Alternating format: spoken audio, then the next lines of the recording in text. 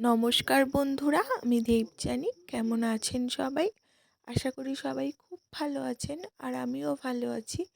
তো আজকে যে ভিডিওটা আপনাদের সাথে শেয়ার করতে চলেছি, তো সেটা দেখে তো আপনাদের সবার খুবই মনটা ভালো হয়ে যাবে। আমারও তো এই মন্দিরটা দেখে খুবই মনটা ভালো হয়ে গেছিলো। আর এই মন্দিরটা কোথায় জানেন? এই মন্দিরটা হচ্ছে টালিগঞ্জ এরিয়ায়। যারা গেছেন তারা তো জানেন যে টালিগঞ্জে হরিদেবপুরের কাছে হচ্ছে এই মন্দিরটা, মা করুণাময়ী মা কালীর মন্দির। তো ঢুকতেই মানে আমরা একটা দরকারে গেছিলাম, আমি আর আমার হাজব্যান্ড। তো ওখান থেকে সামনে থেকে যেতেই এত সুন্দর ভিউটা ছিল। তো আমরা তো আমাদের একটা কাজে গেছিলাম, আমি ওকে বললাম কাজটা পরে হবে, আগে একটু ঠাকুরের ওখান থেকে মন্দির থেকে ঘুরে আসি। তো দেখুন কি সুন্দর ফুলের বাগান করেছে মন্দিরটার সামনে, আর এত সুন্দর ফুলগুলো লাগিয়েছিল দেখে না মানে চোখ দুটো পুরো জুড়িয়ে যাচ্ছিল। মানে এত সুন্দর, এত সুন্দর, মানে ভাষায় প্রকাশ করা যাবে না। তো এই যে দেখুন, প্রথমেই ফুলের এত সুন্দর বাগানটা পেরিয়ে তারপরে এই যে মন্দিরের সামনেটা আমরা যাচ্ছি। আর এই মেন মন্দিরটার চারপাশে ছোট ছোট এরকম মন্দির ছিল।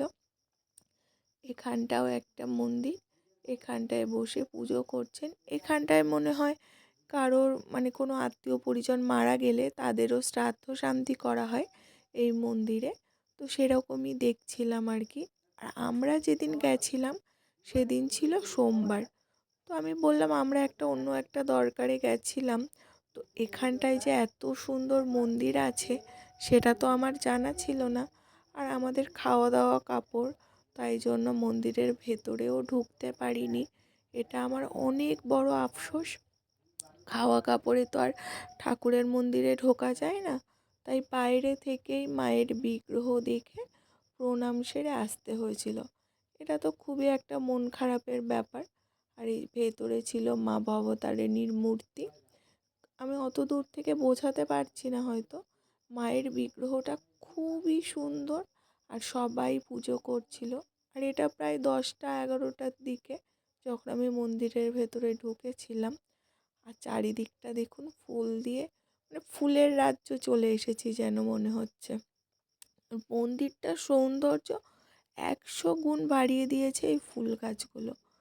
তো এই যে দেখুন, আর মন্দিরের মা ভবতারিণীর মন্দিরের আর এক পাশে ছিল শিব মন্দির।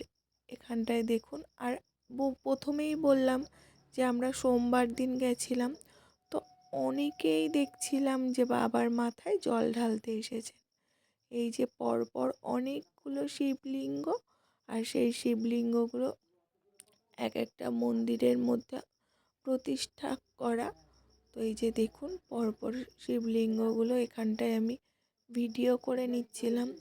তো এটা না আমার কাছে ছিল মানে একটা হঠাৎ প্রাপ্তি। মানে হঠাৎ করেই যেতে যেতে মন্দিরটা আমার চোখে পড়ে, আর আমি তো ঢুকে যাই মন্দিরের ভেতরে। মানে হঠাৎ করেই এত সুন্দর একটা মন্দির দেখতে পেয়েছিলাম, আর এত সুন্দর পরিবেশ, মনটা তো আমার খুব ভালো হয়ে গেছিলো। আর তার সাথে সাথে একটু মন খারাপও লাগছিল। একটু না, অনেকটাই মন খারাপ লাগছিল যে যদি জানতাম যে এখানে এত সুন্দর মন্দির আছে তাহলে আমিও পুজো দিতে পারতাম। তো কী আর করা যাবে, এবার পারিনি। পরে যদি মা চান, বাবা মহাদেব চান, তাহলে অবশ্যই আবার গিয়ে এখানে পুজো দিয়ে আসব। তো এখানটায় তো বেশ কিছুক্ষণ ছিলাম। তো তারপরে এখান থেকে আমরা আমাদের কাজের উদ্দেশ্যে আবার বেরিয়ে পড়ি। তো যেতে তো মনই চাইছিল না। আর হ্যাঁ, এখানে কিন্তু দুপুরে আবার ভোগের ব্যবস্থাও আছে, তো সেটাও দেখছিলাম যে ওখানটায়। তো এই তো ছিল ভিডিও।